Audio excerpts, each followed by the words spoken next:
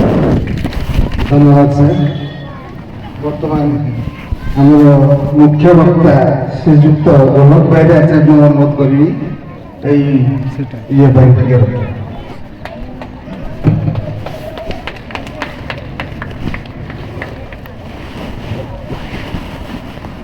मंच को महिमान्वित कर सभापति महोदय मत क्षमा देवे मु समस्त को संबोधन न करी मो वक्तव्य आरंभ करुच्ची। मुझे बसी बेले जड़े सार को पचारि एक्चुअली समस्त स्वर एत उत्कृष्ट एत सुंदर कहते ना माइकटा एत भल कारण बड़ बड़ सुंदर शुभुची से मोर बड़ लोभ था शेष पर्यंत रही शुणी किंतु मु गोटे चिड़ियाखाना मालिक आगुरी उठा चिड़ियाखाना थिला से उठा चिड़ियाखाना सब आम जागर जत्रा को आसे सब बाघ सिंह हरिण नानादी कथा रखि मालिक राति 10टा बेले बुलुथुबो जे ता पशु पक्षी जदि न खाइले काली बेपार बंद। मो बो को पाखापाखि 90 वर्ष मो स्त्री हार्ट पेसेंट तेणु मु केबे भी कुआडे जीवाई राजी नुहे। सार देखिथिबे मु बसी ऑफिस रे गोटे स्कूल फोन करथिले मु मना कली जे मते दयाकोरी अनुरोध करंतु नाही मु कुआडे जीवी नाही किंतु एठी ये जो दिलीप सर श्रद्धार बाध्यबाधकतार मुझे छंदी गली जे एटी आसिक हामुड़ी पड़ा बाध्य छोट कथाटे प्रथम आरंभ करी आम घरे मो जेजेबापा गोटे फोटो थिला बहुत वर्ष है टंगा है मो सब बेले मो जेजेमा बो समस्त पचारे यही फोटोटा भाई सुंदर देखा जाऊँ कौन मत कहले एटा जेजेबापा फोटो मो जेजेबापा पूरा फकीर मोहन सेनापति भाया सुंदर मोर एबे दिन इच्छा है जेजेबापा चली गले मो छुआ बेलू मु भूली गली जाऊँगी जेजेबापा फोटोटा गोटे सुंदर करदे बंदे करदे नहीं आसबि आहरी किछि वर्ष रही बंदे करने को जहाँ को देली आसवा पर गाड़ी शुणिली घरे अरे चंडा ते किए कहला बंदी करने को मैंने कौन है नहीं फोटोटा बर्तमान खराब देखा फ्रेमटा सुंदर देखा से फ्रेमटा सुंदरिया करदेला मुझे कौन करी दिलीप बाबूर जो अतीत परिचय सेटा एडे सुंदर आने भितर मुझे खराब देखा गले हाँ एत सुंदर तो अतीत परिचय करते सार आम योग्य नुहे से। द्वितीय कथा कहबी मोर गोटे झियारी अच्छे 2-4 दिन तले गोटे चित्र आंकु था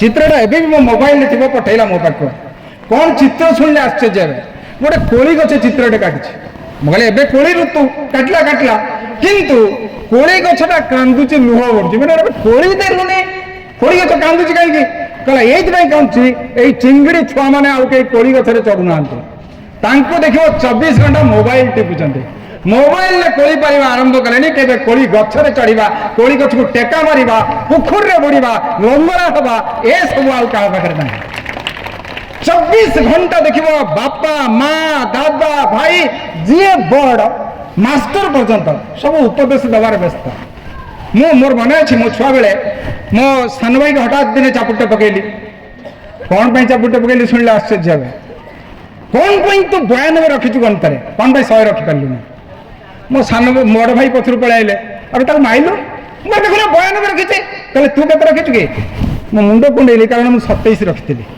मुझे चंडाल मूर्ख जी बुझुला मुझे किसी करनी किंतु समस्त कहे तमें एमती हुआ बापा काली सकाल द्रौपदी मुर्मू भाया तुम सब राष्ट्रपति हुआ ता कुआड़ू संभव मुझे बुझीपारे नहीं एवं सबुठ बड़ कथा ये छुआ को कि उपदेश देवी मुझे दिन गोटे दुकान को जाइए दिवाकर अफिस दुकानी चिन्हती सारू दुकान आम गाँव किए जाइए स्टेसनारी दुकान टे बहुत दिन हो गलानी किसी दिन हठात ठिया गोटे कुनी झील पढ़ाला एमती पनीटेल कर मत से झुआ को देखिए छोट छोट छुआ देखिए बढ़िया लगे ब्रॉयलर भाया देखा सी पनीटेल कर पढ़ाई कह अंकल अंकल देख मुझे देखा ये सारू थिला आजकल तो वाओ कहते छुआ को पचारे केमी से वाओ मुझे बुझीपारे बनाना कौ जगार ये कहला बढ़िया देखा ना कहला हाँ कहला मत तुम पुआर बो कर ना एडिकी टिकी छुआटा किए बुझे देती बोधे अरे तू सुंदर देखा तो बो कर से मोड़ को चाहिए सारू मैंने चाहूँ कौन हाँ मारूनु 20 वर्ष पर झील थी कि ना संभव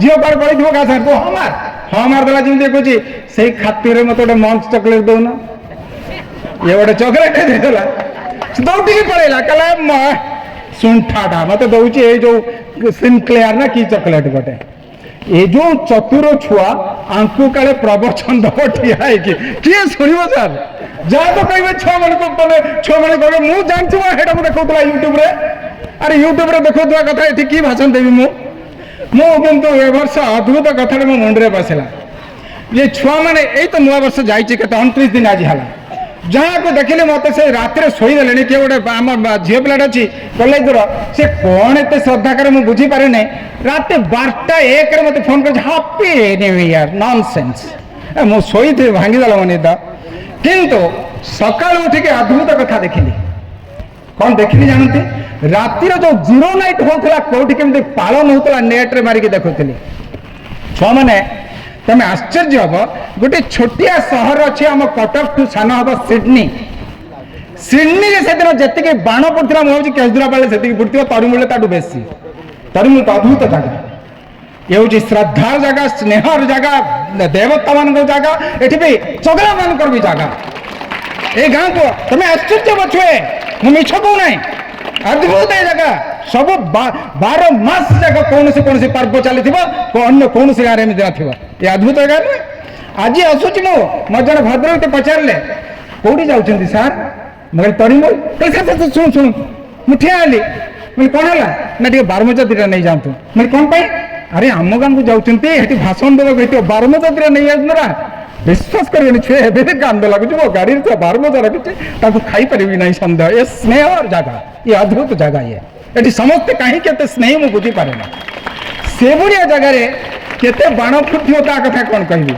ସିଡନୀରେ ସେଦିନ ବାଣ ଫୁଟିଥିଲା 9 ଟନ୍ ଗୋଟେ ଟନ୍ 10 କ୍ୱିଣ୍ଟାଲ ଆରେ ଭାବିଲ ଏତେ ପଇସା ଲୋକଙ୍କର ଅଛି ବାଣରେ 9 ଟନ୍ ବାଣ ଫୁଟିଦେଲେ ନୂଆ ବର୍ଷରେ ଖାଲି ରାତି 12ଟାରୁ ଗୋଟେ 9 ଟନ୍ ବାଣ ଆଉ ଟିକେ ଆଗକୁ ଯିବା ଅଷ୍ଟ୍ରେଲିଆର ସିଡନୀ ଗଲା ନେଦରଲ୍ୟାଣ୍ଡ ବୋଲି ଗୋଟେ ଛୋଟ ଦେଶ ଅଛି ମ୍ୟାଡାମ କି ସାର୍ ମାନେ କହିବେ ସେଠି 122 ନିୟୁତ ଡଲାରର ବାଣ ଫୁଟିଥିଲା କି ନୂଆ ବର୍ଷ ପାଳନ ଏ ଅଦ୍ଭୁତ କଥା ନୁହେଁ ତମେ ମୁଣ୍ଡ ପୁରେଇବ ସାର୍ଙ୍କର କିଛି ଯାଉନି ଏଗୁଡ଼ା କାହିଁ କହୁଛନ୍ତି ମୁଁ କହିବି କ'ଣ ପାଇଁ କହୁଛି ଅବଶ୍ୟ ମୁଁ ବ୍ୟସ୍ତ ଅଛି ତାର କାରଣ ସ୍କୁଲରେ ସ୍ତ୍ରୀ ଠିଆ ହେଇଛି ତାକୁ ନେଇକି ଘରକୁ ଯିବି ଆଉ ମୁଁ ଯଦି ଲେଟ୍ କଲି ମୋ ବୋଉ ମୋତେ ରଖେଇଦେବନି ସେ ରୋଗା ଲୋକଟାକୁ କୋଉଠି ଏକୁଟିଆ ଛାଡ଼ିକି ପଳେଇ ଆଇଲୁ ମୋତେ କହୁଥିଲା ଜନ୍ମ ଯାଅ ନା ଯିଏ ଡାକୁଛି ଡାକୁଥାଉ ମୁଁ କହିଲି ବୋଲ ଏଇ ଛୁଆ ଡାକୁଛନ୍ତି ନା ମୁଁ ପଳେଇ ଆସେ ନେଦରଲ୍ୟାଣ୍ଡରେ 122 ନିୟୁତ ଡଲାରର ବାଣ ଫୁଟିଲା ଆହୁରି ମଜା କଥା ଦୁବାଇ ସହରରେ ବାଣ ଏତେ ଫୁଟିଲା ଯେ ତାକୁ ସେ ଯୋଉ ବୁର୍ଜ ଖଲିଫା ପୃଥିବୀର ସବୁଠୁ ଉଚ୍ଚତମ ଯୋଉ ଅଛି ଦୁର୍ଗ ଯୋଉ ଘର ଅଛି ତା ଉପରେ ଠିଆ ହେଇକି ଲୋକ ଦେଖିବେ ବୋଲି ଯୋଉ ଟିକେଟ କଲେ ଟିକେଟର ଦାମ 47,000 ଟଙ୍କା ଥିଲା ଆମେ ବାଣ ଦେଖିମୁ 47 କି ପଇସା ଲୋକଙ୍କର ଲୋକ ଲେଜ ଖାଇବା ପାଇଁ ପଇସା ଦେଇ ପାରୁନାହାନ୍ତି ଏ କୁରକୁରେ ଖାଇବାକୁ ମାଗିନା ମା କହୁଛି ଗଣିତ କରୁଛୁ ନା ଦେଖିଲା ବେଳକୁ ଏଠି ବୁର୍ଜ ଖଲିଫା ଉପରେ 47,000 ଦେଇକି ଲୋକ ଦେଖୁଛନ୍ତି ବାଣ ଆହୁରି ମଜା କଥା ଦୁବାଇ ସହରରେ 10,000 ଡ୍ରୋନ୍ ଆକାଶରେ ଉଡୁଥିଲେ ନୂଆ ବର୍ଷ ଦିନ ଡ୍ରୋନ୍ ବୁଲୁଥିଲେ ଲାଗୁଥିଲା ତରା ଗୁଡା ସବୁ ଓହ୍ଲେଇ ଆସିଛନ୍ତି ନା କ'ଣ ଇଏ ତ ଗଲା ବାହାର କଥା କେଜୁରାପାଳ କଥା ଶୁଣିବେ ତା ପରଦିନ ସକାଳୁ ପଳେଇ ଆସିଲେ ଆମ ଗାଁରୁ ରେକୁଟିଆ ବାଟରେ ଗୋଟେ ମଦ ଦୋକାନ ହେଇଛି ତାକୁ କାଉଣ୍ଟର କହୁଛନ୍ତି ମୁଁ ଭାବିଲି କାଉଣ୍ଟର ମାନେ ତ ଆଗରୁ ଜାଣିଥିଲି ଯୋଉଠି ପଇସା ନେଣ ଦେଣ ହୁଏ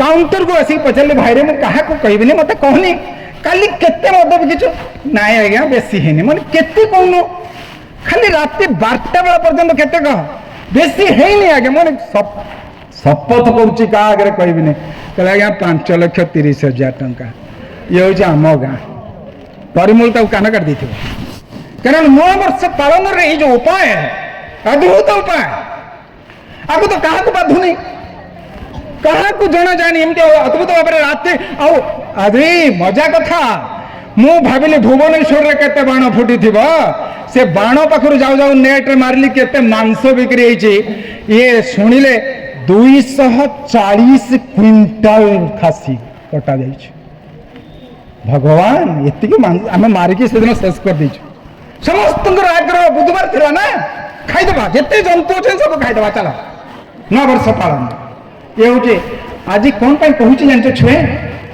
ଗୋଟେ ସିକିମରେ ଗୋଟେ ପ୍ରଜାପତି ଉଦ୍ୟାନ ଥିଲା 1960 ମସିହାରେ ଯୋଉ ପ୍ରଜାପତି ଉଦ୍ୟାନରେ 670 ପ୍ରକାରର ପ୍ରଜାପତି ରଖାଯାଇଥିଲା ମୁଁ ସେତେବେଳେ ଆଶ୍ଚର୍ଯ୍ୟ ହେଇଥିଲି କ'ଣ ପାଇଁ ପ୍ରଜାପତି ଗୁଡ଼ାକ ଏଠି ରଖାହେଇଛି ଗୋଟେ ପ୍ରଜାପତି ଗୋଟେ ଦିନରେ 160 ମାଇଲ ଉଡ଼ି ଯାଇପାରେ ଯଦି ଉଡ଼ିଯିବ ତା ଗୋଡ଼ରେ ଲାଗିଥିବା ଯୋଉ ପରାଗ ସଙ୍ଗମ ହେଇକି ଗୋଟାଏ ଚିରହରିତ ଅରଣ୍ୟ ସୃଷ୍ଟି ହେଇଗଲା ଅଥଚ ଏବେ ଏଇ ମାତ୍ର ମାସେ ତଳେ ଗୋଟେ ମ୍ୟାଗାଜିନରେ ବାହାରିଲା ସମୁଦାୟ ଆଉ 16 ପ୍ରକାରର ପ୍ରଜାପତି ଅଛନ୍ତି।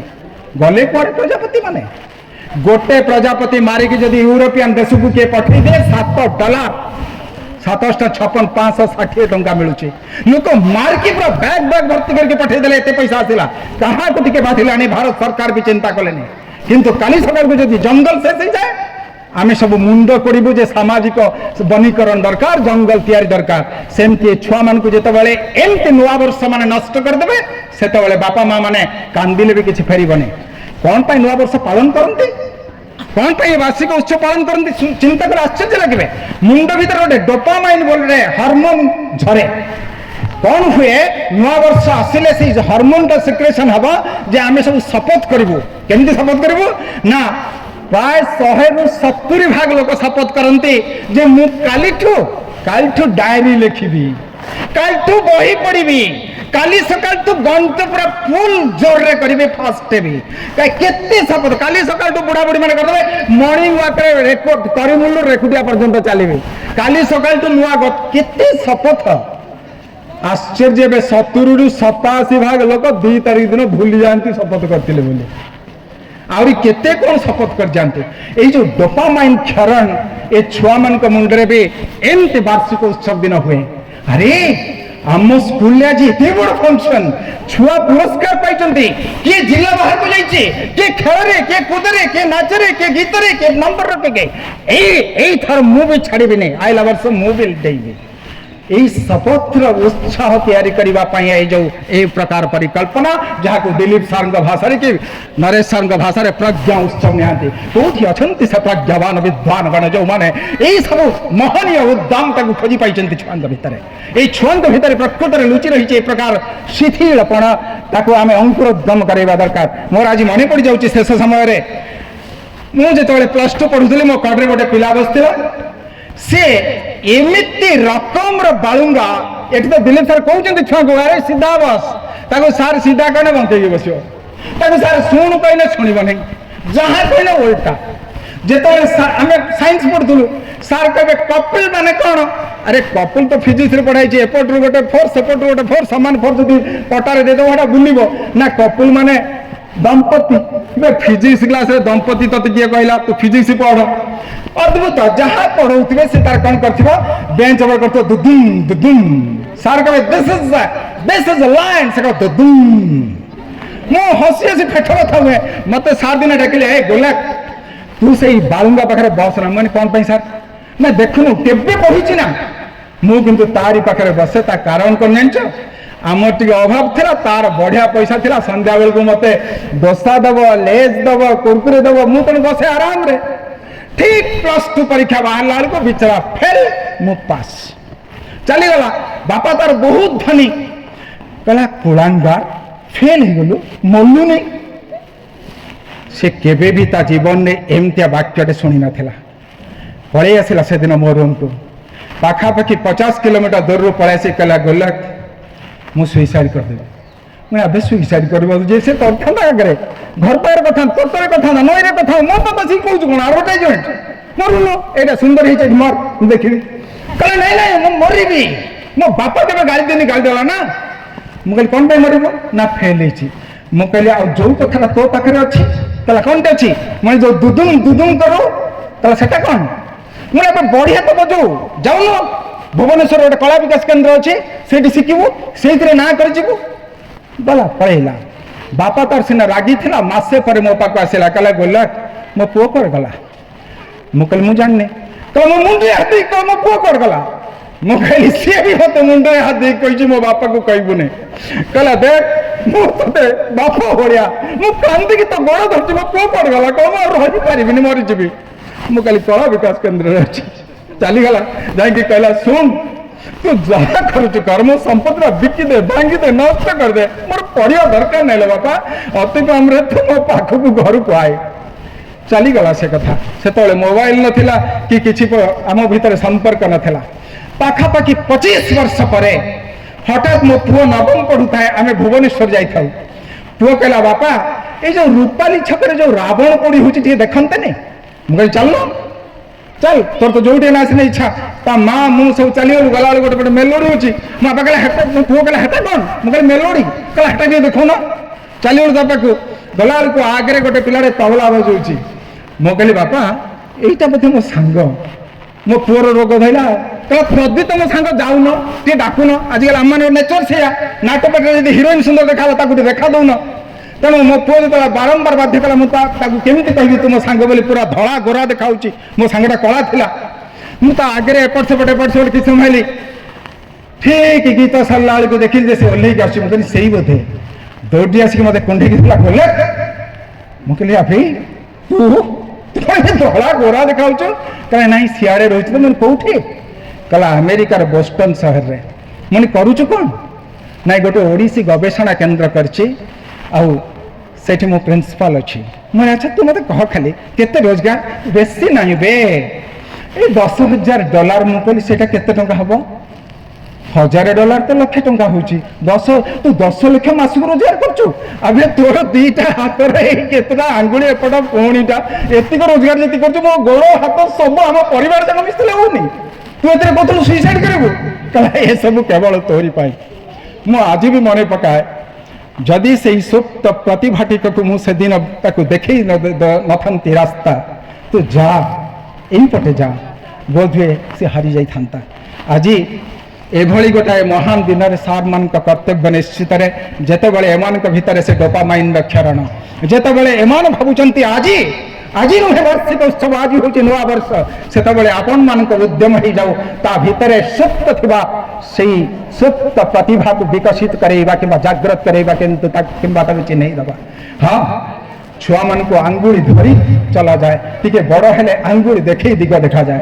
ଆପଣମାନେ ଦେଖେଇ ପାରନ୍ତି ଆଉ କାଲି ସକାଳକୁ ଏମାନେ ଯଦି ତାଙ୍କ ଭବିଷ୍ୟତକୁ ପୁଷ୍କଳ କରିଦେବେ ବୋଧହୁଏ ଏ ତରିମୂଳ ବିଦ୍ୟାଳୟର କେବଳ ନୁହେଁ ତରିମୂଳ ଅଞ୍ଚଳର ନାଁ ରହିବ ଓଡ଼ିଶାର ନାଁ ରହିବ ସେଇଟା ତ ଆମ ଗର୍ବ ହେବ ମୁଁ କ୍ଷମା ମାଗି ନେଉଛି ଯଦିଓ ଅନେକ କଥା ଶୁଣିବାର ଆକାଂକ୍ଷା ଥାଏ ଏ ବିଜ୍ଞ ପ୍ରାଜ୍ଞ ବ୍ୟକ୍ତିମାନଙ୍କ ପାଖରୁ ମୁଁ ସେଇ ଚିଡ଼ିଆଖାନାକୁ ଫେରିଯିବାକୁ ଚାହେଁ ଯେଉଁଠି ମୁଖ୍ୟ ଭାବରେ ମୋତେ ମୋ କକାଙ୍କ ଭାଷାରେ ଗୋଟାଏ କଲଚର୍ଡ ୱାଚମ୍ୟାନ୍ ଆମ ଘରେ ରଖିଛୁ ତତେ ଦାୟିତ୍ୱ ନେବାକୁ ପଡ଼ିବ ତେଣୁ କ୍ଷମା ଦେବେ ମୁଁ ଅବଳରେ ଏ ସ୍ଥାନରୁ ପ୍ରସ୍ଥାନ କରୁଛି ଏବଂ ପୁଣି ଥରେ କ୍ଷମା ମାଗି ନେଉଛି ଅଳ୍ପ ସମୟ ଏଠି ରହିଥିବାରୁ ଧନ୍ୟବାଦ ବହୁତ ବହୁତ ଧନ୍ୟବାଦ ସାର୍ ଅନୁମୁଗ୍ଧ ପରିବେଶ ସାର୍ ବୋର ହେଇଗଲି କି ନା ସାର୍ ଆଉ ବର୍ତ୍ତମାନ ଆମର ସମ୍ମାନିତ ଅତିଥି ଉମା ସାର୍ଙ୍କୁ ଅନୁରୋଧ କରିବି ପିଲାଙ୍କ ବିଷୟରେ ସମ୍ମାନ